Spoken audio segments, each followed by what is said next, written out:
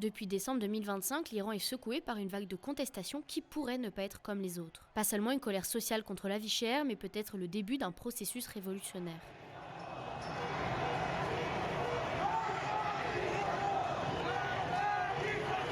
Des rues entières envahies la nuit, des slogans scandés, des commerces fermés, des forces de sécurité omniprésentes et surtout des mots qui changent.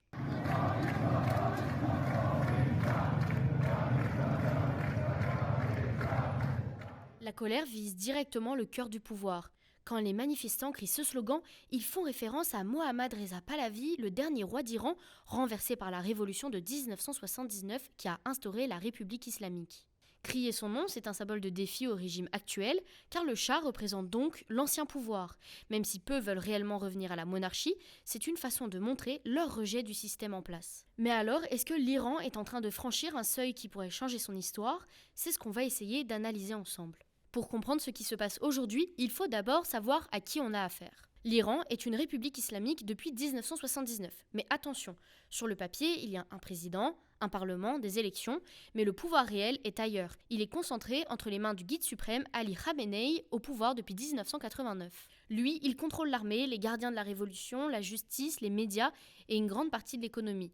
Le président, par contre, gère le quotidien, mais n'a pas de pouvoir sur la politique étrangère ou sur la sécurité.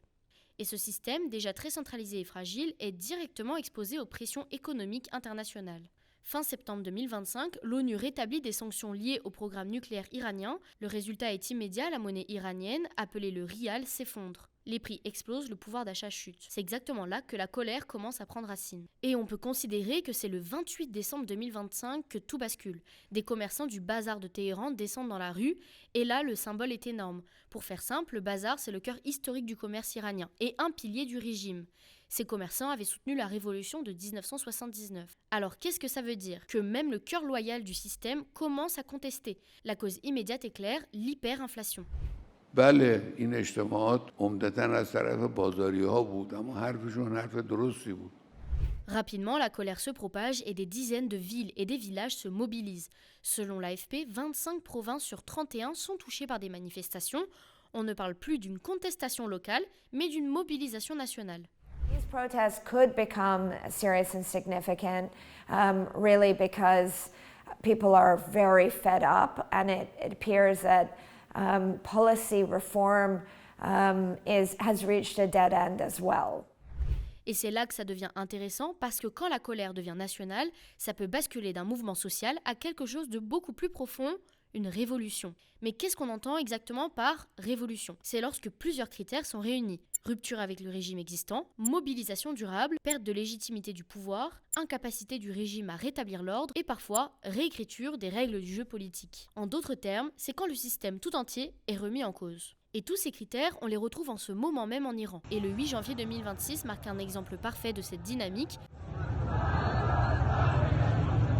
Car pour la 12e soirée consécutive de manifs, des dizaines de milliers de personnes descendent dans les rues, surtout à Téhéran, mais sur le terrain, la répression s'intensifie. Au moins 45 morts selon l'ONG Iran Human Rights, des centaines de blessés et de nombreuses arrestations. با معترض حرف میزنیم باید حرف بزنن مسئولین با معترض اما با اغتشاشگر حرف زدن فایده ای نداره اغتشاشگر رو باید به جای خودش نشاند.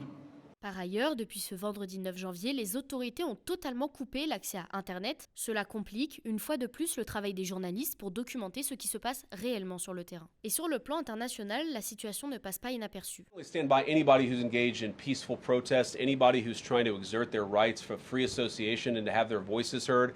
Obviously, the Iranian regime has a lot of problems. Donald Trump et plusieurs responsables américains ont publiquement averti qu'ils pourraient intervenir si les autorités iraniennes réprimaient toujours aussi violemment les manifestants.